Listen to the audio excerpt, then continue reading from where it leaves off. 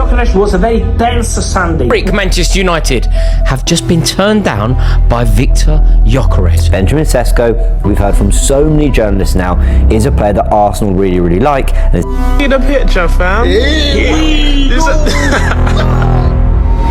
For over a year, Arsenal searched for the missing piece. A striker. Someone capable of turning Mikel Arteta's side from contenders into champions. And during that search, two names dominated every single conversation at Arsenal Football Club. Benjamin Šeško and Viktor Gyokeres. One was viewed as the perfect long-term project, young, technical and full of potential. The other was a goal-scoring machine, powerful, aggressive, and most importantly, proven. For months, Arsenal fans debated which striker the club truly wanted. Reports changed every single week, negotiations stalled, rumours exploded online, and behind the scenes, one of the biggest transfer sagas of Arsenal's modern era slowly unfolded. This is how Viktor Gyokeres became an Arsenal player. By the end of the 23-24 season, one thing had become painfully obvious. Arsenal needed a striker. Despite becoming one of Europe's most exciting teams under Mikel Arteta, there was still a feeling that something was missing. The system was elite, the midfield was balanced, the defence had become one of the best in Europe, but in the biggest moments, Arsenal lacked a ruthless finisher. A player capable of deciding matches on its own, a player defenders even feared, and initially, Arsenal's recruitment team had already begun working on possible solutions. Several names were discussed, but one player quickly began attracting serious attention, and that was Viktor Gyokeres. The Swedish striker had exploded during his first season at Sporting. Goals, assists, physical dominance, relentless pressing. Every week his numbers became even more ridiculous, and Arsenal scouts were watching very closely. By March 2024, the club had reportedly registered serious interest. At the time, however, few people believed the move would actually happen, because there was another striker who was also rising rapidly across Europe, and that was Benjamin Šeško. Oh my goodness! What a goal! Benjamin Šeško does it again! If Gyokeres represented power and immediate impact, Benjamin Šeško represented potential. Young, tall, technical and fast. Many believed he perfectly matched the profile that Mikel Arteta wanted, and as Arsenal's interest intensified, fans became divided.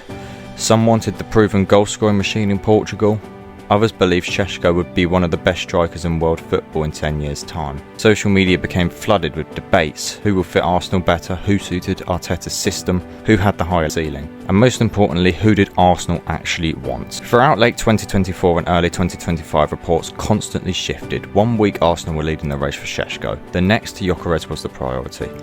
Then suddenly both deals looked impossible. The uncertainty only increased with the tension around the saga. Meanwhile, Sporting CP remained firm regarding Viktor Gyokeres. They had no intention of losing their star striker cheaply. And in January 2025, when the initial inquiries were made, Sporting made their position crystal clear. No exit, no discounts, only the release clause. €100 million. For Arsenal, that price was enormous, especially when simultaneously exploring other striker options. And also the saga continued. As the months passed, Viktor Gyokeres only became more valuable. He wasn't just scoring goals, he was dominating defenders, bullying centre-backs, carrying Sporting through huge matches like a 5-0 win over Manchester City, scoring a hat-trick in that game. Every performance increased the pressure on Arsenal to act, because by this stage, Europe had noticed him too. Other clubs were monitoring the situation and the market was becoming dangerous. And Arsenal knew delaying too long would become a massive risk. And what made Gyokeres especially attractive was his profile. He wasn't simply a poacher, he could run channels, press aggressively, hold the ball, drive forward in transition, and physically he looked built for the Premier League. Many fans started believing he was the safer option, the more ready-made striker. But despite all the hype, the Šeško links refused to disappear. Internally, Arsenal still admired the Slovenian striker enormously. and for months the club continued weighing both possibilities. The fan base remained split. Some wanted guaranteed goals immediately, others wanted the younger project with a world-class potential. And during all of this, Sporting was still refusing to lower their demands. Everything changed after the Portuguese domestic season ended. By May 2025, Sporting had reportedly softened their stance. The Portuguese club were now believed to be open to negotiating below the full release clause. This was after Viktor Gyokeres refused to show up to training, to play, and most importantly be involved in the club. He wanted the move to Arsenal. That changed everything. Suddenly a deal looked realistic. At the time, Arsenal's pursuit of Benjamin Šeško was becoming increasingly complicated. Negotiations were difficult, competition was growing, and questions remained the same about the overall cost of the deal.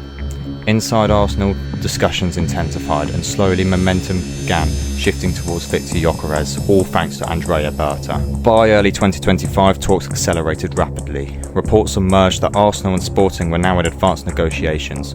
For the first time, the move genuinely felt close. Fans refreshed social media constantly. Every Fabrizio Romano update exploded online. Every Portuguese report created chaos. And then came the breakthrough. Between July the 13th and July the 15th, the saga reached its decisive moment. According to reports, Gyökeres' own agent agreed to waive his fee in order to help bridge the financial gap between Arsenal and Sporting. That detail changed the entire perception of the transfer.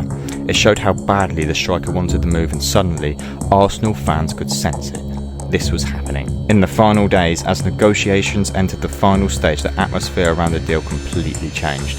The uncertainty was disappearing, confidence was growing, and by July the 24th and the 25th, a verbal agreement had finally been reached. After months of rumours, debates and negotiations, Arsenal had their striker. Gyökeres was given permission to travel to London. Medical preparations began. Final contract details were completed. And across social media, Arsenal fans waited for the words they wanted to hear for months. Viktor Gyökeres to Arsenal. Here we go. See the picture, fam. It has taken a year. Finally, Arsenal have got their man. Here we go. Finally, on July the 26th, 2025, it became official. Arsenal announced Viktor Gyokeres on a 5-year deal. The Swedish striker was handed one of the heaviest shirt numbers in football history, number 14, the same one once worn by Thierry Henry, an Arsenal legend, the face of Arsenal. Immediately after the announcement, Gyökeres travelled to Singapore to join Arsenal's pre-season tour. A new chapter had begun. For Arsenal, this wasn't just another signing. It was the end of a transfer saga that had lasted over a year, a saga filled with uncertainty, competition, pressure and expectation. For months, fans had argued over one question: Gyökeres or Šeško. In the end, Arsenal made the decision. Arsenal are in the Champions League final, Viktor Gyokeres being a crucial part to the way to Budapest. Arsenal have 2 more games until they win a Premier League title.